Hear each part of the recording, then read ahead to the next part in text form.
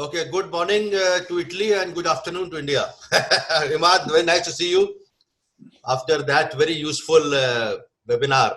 Dr. Sarat Thank you. Chandra has already been the first to start the virtual conferences also. He was the first to start otherwise conferences. He was CSI, organized many CSI conferences otherwise. So I have a lot of respect for him and I'm happy to participate with the Dr. Brian Pinto. Just say good afternoon to Bombay.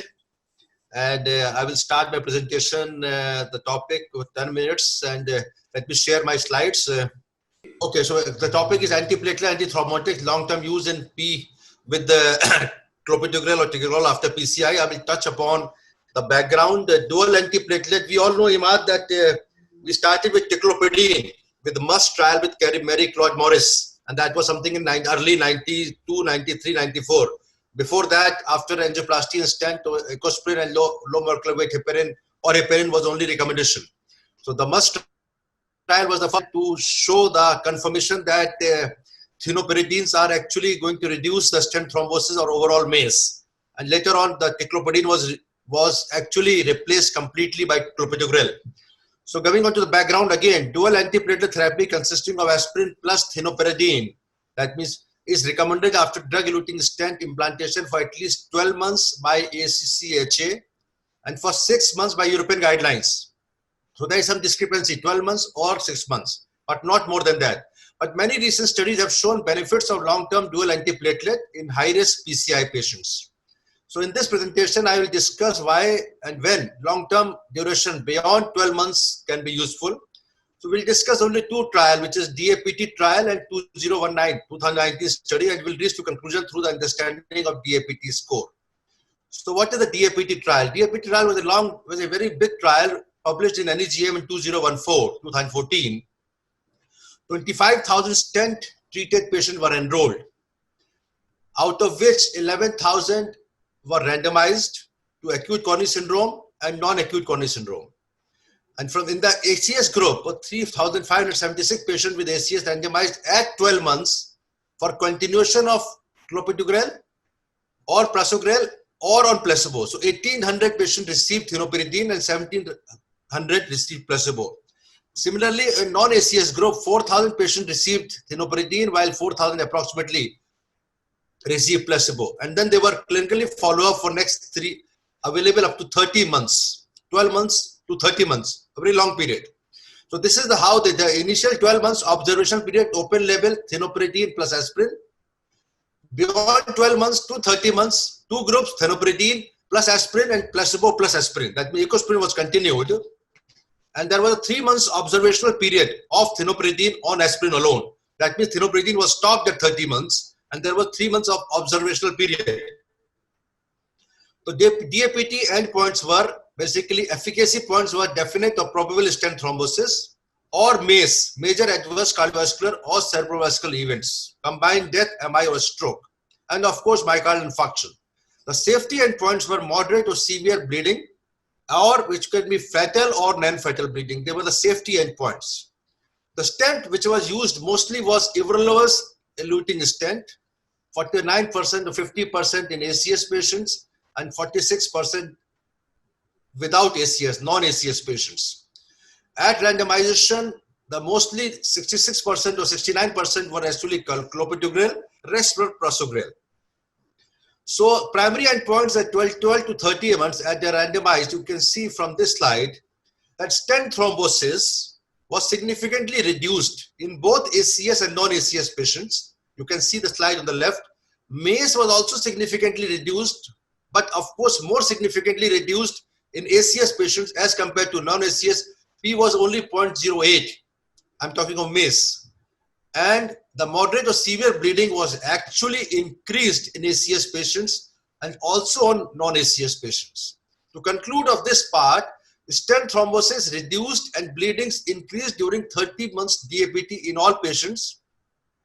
Stent thrombosis as well as bleeding, they increased during 30 months of dual platelet in all patients, while MACE was reduced in acute coronary syndrome patients only.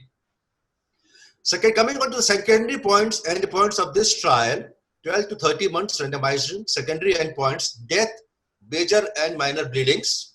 If you see the overall deaths in the patients containing thienopridine and placebo, it was actually not significant in ACS, but it was just significant or not significant in non-ACS patients. So the conclusion of this part is prolonged DAPT increased risk of death in non-ACS patients. It was not reduced much, it was not increased in ACS patients, but it was increased in non-ACS patients. So similarly, the similar diagram is you can see the stent thrombosis with and without ACS patients, significant reduction. The same thing in a different way. P less than 0.01. That means in both ACS as well as non-ACS patients, stent thrombosis were reduced when you are giving clopidogrel or prasugrel beyond 1 year in these patients, both DES and BMS. Similarly, myocardial infarction also reduced significantly in both the group, although it was much more in ACS patients with a hazard ratio of 0.42 here. The myocardial infarction was reduced in all patients by prolonging the DAPT beyond 12 months. To conclude of this part of DAPT trial, continuation of thienopridine plus aspirin beyond 1 year reduces risk of ischemic agent among ACS and non-ACS patients. However, the benefit of prolonged DAPT was tempered by increase in bleeding events in both ACS and non-ACS patients. But how to identify patients who can benefit from prolonged DAPT? So DAPT score has been established, and this is actually a variable from patient characteristics, diabetes mellitus, current cigarette smoker, prior PCI or prior MI, CHF or LVEF less than 30%, or index procedure characteristics, MI at presentation, that means primary MI, primary PCI, vein graft or stent diameter less than 3. So if you see the characteristics coming from DAPT score, so diabetes is 1, vein graft PCI is 2, and you have to calculate according to the patient at that time. So there are 4 groups here. Quartile 1 DAPT score -2 to 0. If you see here, it is -2 also. So -2 to 0 is DAPT score, quartile 1. Quartile 2 is DAPT score 1, or DAPT score 2, or DAPT score more than 2. So they have divided according to 4 quartile. That means the most important is less than 1 or more than 2 or 2. If you see the stent thrombosis, significantly reduced if you have a DAPT score 2 or more than 2. That means DAPT score will grow. I will want to show this slide again.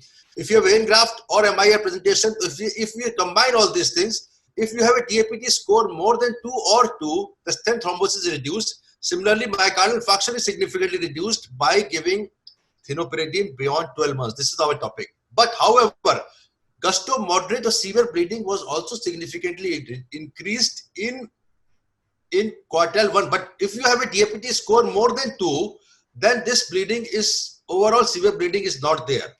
So I will discuss this point a little later. About the mortality, if you see by DAPT score, the net adverse events, if you have a DAPT score more than 2 or 2, the net adverse event is negative. That means it is useful. Similarly, it is shown in the graph like that if you have a DAPT score less than 2, that means low DAPT score, there is no difference by myocardial infarction or stent thrombosis. There is no difference by continuation. Death MI, there is no significant difference. That means when you are having DAPT score less than 2, and similarly moderate or severe bleeding also, here this is difference, was much increased if you have a DAPT score less than 2. That means you have a higher bleeding if you have a DAPT score less than 2 and you are continuing thienopridine beyond 12 months. If you have a DAPT score more than 2, then myocardial infarction and stent thrombosis is significantly reduced.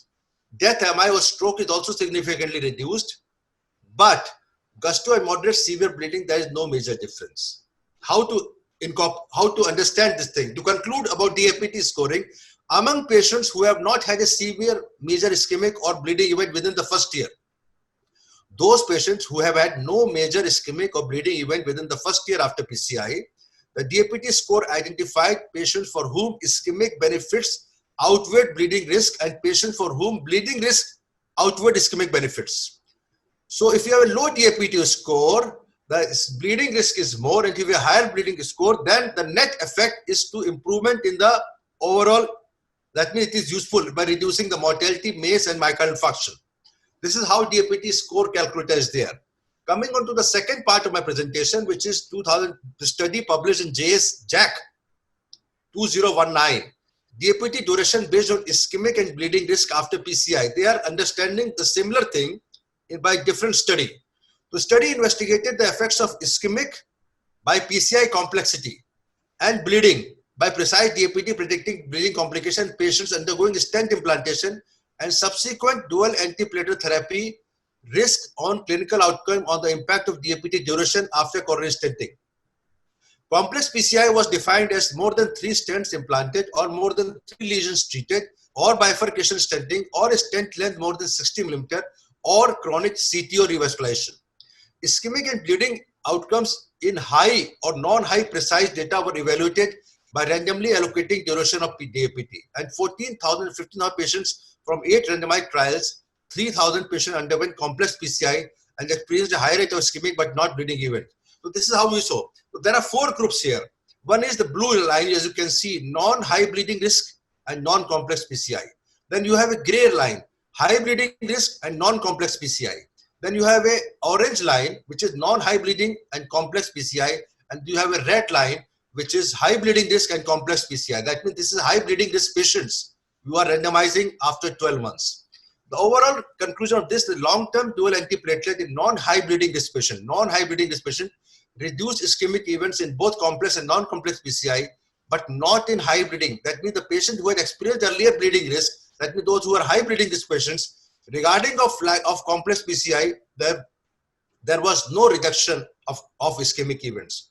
Patients undergoing complex PCI had a high risk of ischemic event, but patients undergoing complex PCI had a high risk of ischemic events, but benefited from long-term DAPT only if high bleeding risk features were not present. That means patients who are elderly, who have a high bleeding risk, who have some sort of a esophageal ulcer or history of bleed in the brain, they will not be benefited in general. These data suggested that when concordant bleeding more than ischemic risk should inform decision making on duration of dual platelet agents. The bleeding risk according to TIMI, thrombolysis and myocardial infarction scale, was increased by long-term DAPT only in high bleeding risk. That means the bleeding only in high bleeding regardless of PCI complexity. To summarize the 2019 study, long-term dual antiplatelet in non-high bleeding risk reduced ischemic events in both complex and non-complex. That means if the patient is non-high bleeding risk patients, the ischemic events by continuation of dual antiplatelet beyond 12 months, the ischemic events are reduced both in complex as well as non-complex strata, but not in high bleeding risk patients regardless of PCI. A little difficult to understand. But if you have it, that means to conclude, if you have a high bleeding risk patients, do not continue dual antiplatelet beyond 12 months. The bleeding risk according to TIMI scale was increased by long-term only in high bleeding risk patients regardless of PCI complexity. The take-home message, use of dual antiplatelet and precise DAPT score can help to identify patients who can benefit from long-term DAPT after PCI. That means if you have a DAPT score of 2 or more than 2, then one should continue. But at the same time, if you have to see that the patient is also not high bleeding risk. If you have a high bleeding risk patients, long-term DAPT can reduce CV agent. In non-high bleeding risk patients, non-high bleeding, the dual antiplatelet can reduce CV agents. That means cumulative incidence of MI, stroke, or TVR without increasing risk of long-term bleeding. Among patients who have had a major ischemic or bleeding event within the first year after PCI, long-term DAPT may be beneficial if ischemic or strong thrombosis rate is high. If that is not there, then you should not continue. That means the patient who had a bleeding event within the first year, if there is no major ischemic event in the first year, there is no need to continue. But at the same time, if you have both bleeding as well as major ischemic, you may still continue long-term dual antiplatelet beyond 12 months. Thank you very much for this opportunity to talk about this thing. If you remember, Sharath, we have been using more than 1 year for a long time. But the bleeding risk, if it's high, then we should be avoiding it. This is the overall conclusion of this. Okay. We have to see the DAPT score and we have to check for the bleeding risk score. Okay, thank you, Vivek, for very beautiful overview of this important problem. I would ask Dr. Brian Pinto, can you introduce the next speaker, last speaker? This is Dr. Reddy, I suppose, is going to be the last speaker. Yes. Is Dr. Reddy coming up now for his talk? Yeah. Thank you, Imad. Thank you for giving me that opportunity. And you remember we met at Holy Family Hospital when you came. Yeah, yeah, Mumbai. absolutely, You were absolutely. there for an FFR case of ours. I remember you so well. Yeah. Thank you for that. And nice It's to my see pleasure. You see, meeting you. Yeah, thank you.